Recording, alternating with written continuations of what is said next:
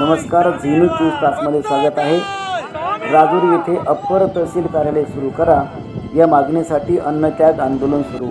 प्रशासनाने लवकर निर्णय घ्यावा, नसता याहीपेक्षा तीव्र आंदोलन करू। सर्व व्यापारी, शेतकरी, कष्टकरी, गावकरी यांचा इशारा।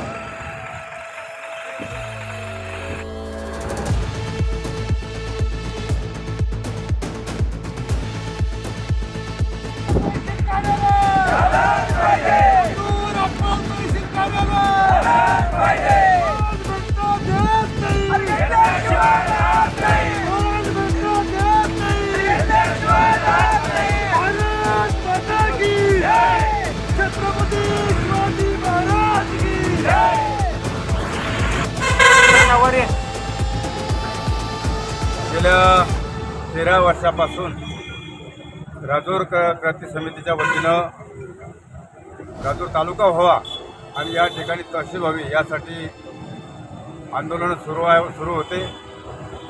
आणि त्यानंतर शासनाच्या धोरणानुसार ज्या तहसील कार्यालयावर जास्तीचा भार पडतो अशा ठिकाणी, अशा तालुक्यामध्ये अप्पर तहसील म्हणून मंजूर करण्यात येते आणि ती राजूर या श्री क्षेत्र राजूर या ठिकाणी मंजूर सुद्धा करण्यात आली। परंतु खरं म्हणजे मंजूर या ठिकाणी करण्यात आली आणि त्याचं मुख्यालय भोकरदन या ठिकाणी करण्यात आलेलं आहे। तर या मुख्यालयात भोकरदनला नेलेल्या या सर्व क्रांती समितीचा आणि 61 गावांपैकी जवळजवळ 53 गावांचे प्रस्ताव या ठिकाणी राजूरला अप्पर तहसील व्हावं यासाठी आहे आणि विरोधात मात्र एकाही गावचा त्या ठिकाणी आक्षेप आलेला नाही आहे, प्रस्ताव आलेला नाही आहे। तरीसुद्धा जिल्हाधिकारी मॅडम यांनी भ्रमणध्वनीद्वारे असं सांगितलं की या तालुक्यातील जे 4 मंडळ आहे आपले, राजूर मंडळ, गाणेफळ मंडळ, हसनाबाद मंडळ आणि केदारखेडा मंडळ, यापैकी हसनाबाद मंडळाने विरोध केलेला आहे त्या गावांनी। परंतु हसनाबादच्या तर 4ही मंडळापैकी 61 गावांपैकी 53 गावच्या गावकऱ्यांनी आणि ग्रामपंचायतीच्या ठरावानुसार त्या ठिकाणी म्हणजे हरकती मागवलेल्या होत्या।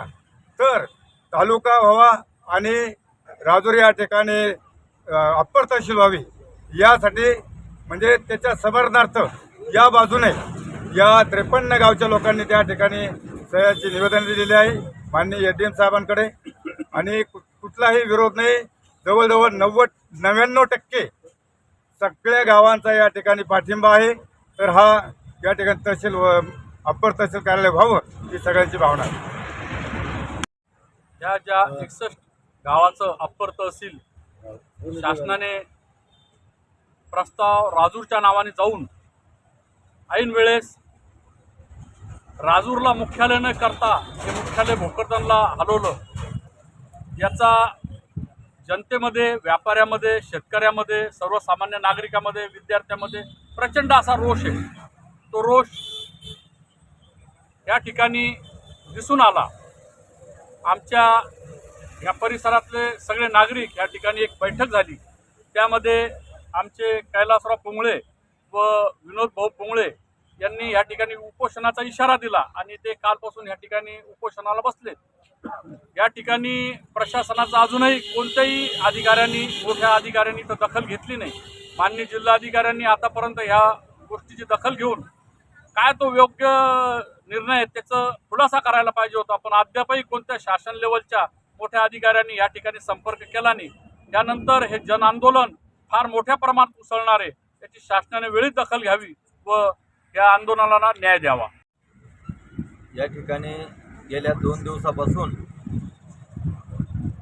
राजूरला अप्पर मुख्यालय, तहसील मुख्यालय व्हावं यासाठी आमचे सहकारी मित्र कैलास पाटील पुंगळे आणि विनोद पाटील पुंगळे हे उपोषणाला बसलेले आहे। पण खऱ्या अर्थानं हे लोकशाही मार्गानं त्या ठिकाणी सगळ्या शेतकऱ्यांचं जे मुख्य हित आहे ते तहसील कार्यालयामधून चालत असतं आणि ते तहसील कार्यालय 61 गावाचं जे मध्यान्ह आहे, ज्याला आपण मध्यवर्ती कार्यालय म्हणतो, हे राजूर आहे, ते तीर्थक्षेत्र आहे आणि 13 वर्षापासून ही कृती समिती त्याच्यासाठी लढा देत आहे आणि तो मंजूरही प्रस्ताव शासनानं केलेला होता, परंतु प्रशासनाच्या आम्ही तर चुकीमुळेच म्हणू की मुख्यालय हे त्या ठिकाणी भोकरदनला जायचं असं ऐकू येऊ लागलं. परंतु जर प्रशासनानं हे कट कारस्थान केलं तर आज गांधीजीच्या मार्गाने या ठिकाणी हे उपोषण चालू आहे. उद्यापासून तीव्र असं आंदोलन त्या ठिकाणी शेतकऱ्यांतर्फे आणि शाळेतील मुलांतर्फे, शेतकऱ्यांच्या लेकराबाळातर्फे करण्यात येईल आणि याची सर्वस्वी जबाबदारी ही जिल्हाधिकाऱ्यावर राहील. ही त्या ठिकाणी प्रशासनाला मी सूचक इशारा देतो. आंदोलन किंबहुना उपोषण या ठिकाणी राजूर येथे आयोजित करण्यात आलं. या उपोषणार्थी कैलास पाटील पुंगळे आणि विनोद पाटील पुंगळे या आपल्या गावाला, आपल्या परिसरातल्या सगळ्या शेतकऱ्याला आणि नागरिकांना आपली तहसील रोज भोकरदनला हेलपाटे मारण्याच्या ऐवजी आपल्या गावाजवळ, आपल्या घराजवळ एखादी दुसऱ्या तहसीलचं छोटं कार्यालय यावं आणि जी सरकारची योजना आहे अप्पर तहसील करायची. सरकारची योजना काय आहे? जिल्ह्यामध्ये असे कोणते तालुके मोठे, त्या मोठ्या तालुक्यामध्ये आणखीन एक अप्पर तहसील निर्माण करावी आणि शेतकऱ्यांचा, खातेदारांचा, वेगवेगळ्या योजनेच्या लाभधारकांचा हेलपाटा कमी पडावा.